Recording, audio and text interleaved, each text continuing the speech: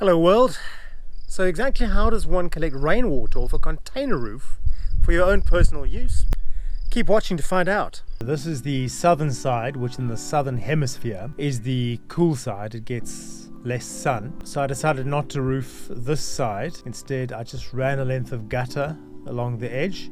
I used 0.7mm thick aluminium sheet, which you can cut with some tin snips to use for the flashing, to take the water from the container roof and trickle it into the gutter. So I basically glued with Sikaflex and riveted the aluminium sheeting, waited for the glue to dry, and then bent it over into the gutter.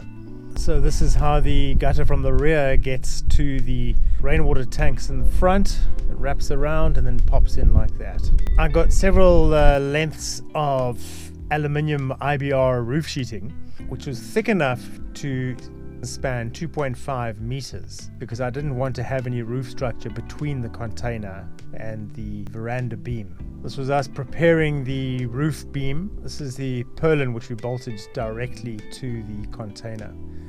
I had these brackets made up, joining the lengths which would make up the front veranda beam. Setting out the first veranda post, I decided not to dig holes for the veranda posts. Instead, I used these plastic drums and filled them with rocks and earth to hold each post in place. There are two 5,000 litre plastic rainwater tanks, but in retrospect I should have actually gone for 3. Here you can see that there is no structure between the container and the veranda beam.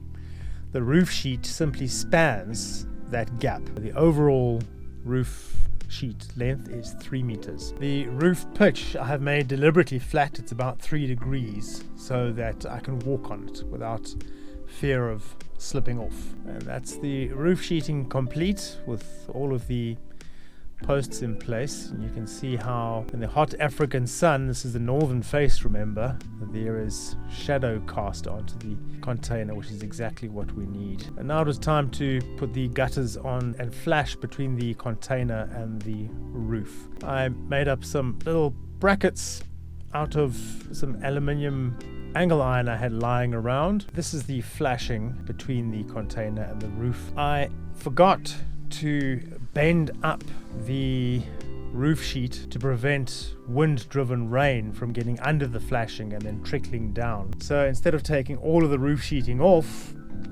bending it and putting it back on, I just decided to do it the lazy man's way. This is some waterproofing sheet, and I basically just used it to create a barrier to prevent wind-driven rain. There you can see the flashing is just folded over. This is the scooter's first night protected from the elements. Looks quite cozy, doesn't it? This is the gutters and roof finished as it is today. I had a fair bit of rubbish that was just dumped on my site many moons ago, so I decided to get the guys in and truck it away. It's always a good feeling to have your lot nice and clean and tidy. I've been very happy with the way that the roof has performed. It collects a lot of water. The rainwater tanks fill up extremely quickly. Thank you so much for watching. I really appreciate it. If you enjoyed it, please consider subscribing. It helps me a great deal. If you enjoyed it, give it a thumbs up. If you didn't, thumbs down. Feel free to add a comment as well. I upload a brand new video every Wednesday, so look out for that. If you subscribe, you'll be notified immediately, so you won't have to worry. Please check out my other channel, which is a comedy channel, and it's called DRAZZLE Homo Comedius. You'll find the link below. Please subscribe for more African adventures.